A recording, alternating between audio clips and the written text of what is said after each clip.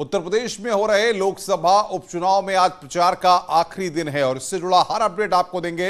नमस्कार, मैं हूं अनुपम। आज शाम 5 बजे प्रचार का शोर खत्म होने वाला है।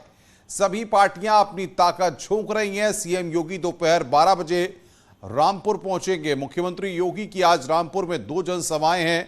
सीएम बीजेपी उम्मीदवार घनश्याम लोधी के लिए वोट मांगेंगे। अब से थोड़ी देर में सीएम योगी बिलासपुर विधानसभा क्षेत्र में जनसभा को संबोधित करेंगे। इसके बाद मिलक विधानसभा के यूनिवर्सल डिग्री कॉलेज में भी जनसभा का कार्यक्रम रखा गया है।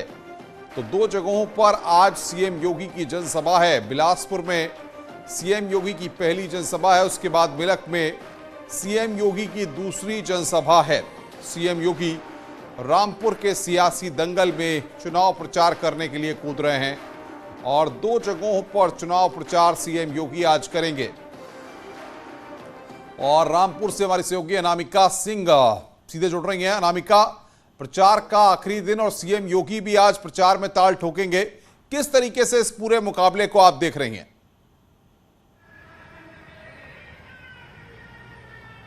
और देखिए, उपचुनाव का दंगल है ये। मुख्यमंत्री योगी आदित्यनाथ ने आखिरी दिन जब प्रचार थमने वाला है उस दिन कमान संभाली है। बिलासपुर में उनका एक कार्यक्रम है, इसके बाद मिलकपुर में उनका एक कार्यक्रम है। लेकिन जो पहला कार्यक्रम बिलासपुर में जहां पे जनसभा है उनकी, इस वक्त मेरी मौजूदगी यहीं पर है। देखिए किस तरीके से यहाँ पर जो है गाड़ियों का काफिला दिखाई दे रहा है आपको।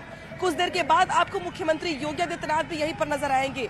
जहां तक बात रही रामपुर के सियासी दंगल की, तो ये वो इलाके हैं, हाई प्रोफाइल इलाके हैं, जहां पे हमेशा से ही सियासतदानों की नजर रहती है, आम जनता की नजर रहती है। आजमगढ़ के बाद अगर देखा जाए तो रामपुर में सभी की निगाहें हैं।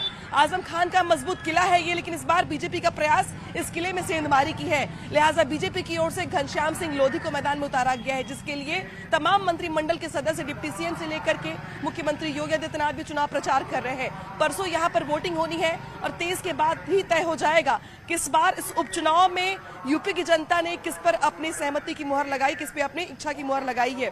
क्योंकि 2022 के चुनाव की अगर बात की जाए, विधानसभा चुनाव की बात की जाए, तो विधानसभा चुनाव में वैसे तो बीजेपी चुनाव जीत गई, लेकिन कुछ इलाके ऐसे थे जहां पर समाजवादी पार्टी का परचम बुलंद रहा, जहां पर कांटे की टक्कर रही और जहां समाजवादी पार्टी ने अच्छा खासा मार्जिन लिया, जिसमें रामपुर भी आता है। लेकिन रामपुर में चूंकि उपचुनाव है और यहाँ पर अब आजम खान जेल से बाहर है, उनके बेटे भी अब बाहर हैं और सभी अब चुनाव प्रचार कर रहे हैं। तो देखना ये होगा कि एक तरफ बीजेपी के तमाम मंत्रिमंडल के सदस्य, पूरा का पूरा सरकार, मुख्यमंत्री योगी आदित्यनाथ, तो वहीं दूसरी ओर आजम खान का वो सियासी किला जो सालों साल से उनके पास रहा है। 10 बार विधायक रह चुके हैं आजम खान। यहाँ से कहा जाता है कि रामपुर मतलब आजम खान।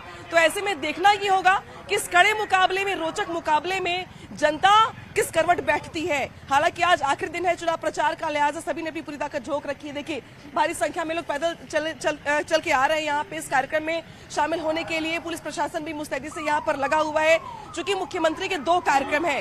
हालांकि रामपुर से पहले मुख्यमंत्री आजमगढ़ भी गए थे, वहां पे भी मुख्यमंत्री ने चुनाव प्रचार किया, अब वो यहाँ पर भी आए। लेकिन बड़ी बात यह है कि इस बीच अखिलेश यादव चुनाव प्रचार के लिए अपने घर से बाहर नहीं निकले, न ही आजमगढ़ में और न ही रामपुर में। बिल्कुल, लेकिन सबसे बड़ी बात यह है कि रामपुर के अगर दंगल की बात करें तो जिस तरीके से आजम खान भी लगातार हमलावर हैं, ऐसे में क्या आज रामपुर की सरजमी पर जब योगी आदित्यनाथ पहुंचेंगे तो आजम खान को जवाब दे सकते हैं? क्या यहां से समाजवादी पार्टी पर बड़ा निशाना साधा जा सकता है?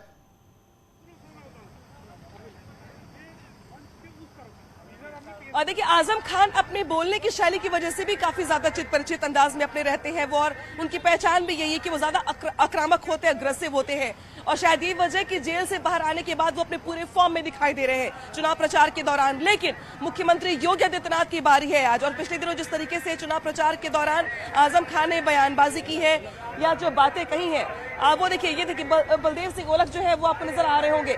तो जो बड़ी बात है वो ये है कि किस तरीके से अब आज मुख्यमंत्री योगी आदित्यनाथ का संबोधन होने वाला है और किस तरीके से मुख्यमंत्री योगी आदित्यनाथ जो है यहाँ पे चुनाव प्रचार करेंगे, तो उनके जहन में क्या बातें हैं। सर ये बताइए, चुनाव प्रचार के लिए आप लोग रामपुर में आए हुए हैं।